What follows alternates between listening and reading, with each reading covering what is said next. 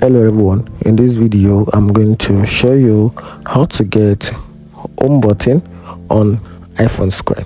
So if you want to add home button to your iPhone screen, here is a quick guide on how to get it done. So the first thing you have to do is open up your settings on your phone, then you scroll down a little and tap on accessibility.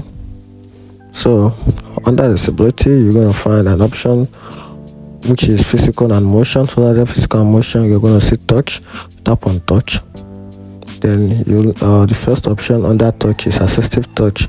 Then tap on the assistive touch button, then toggle it on.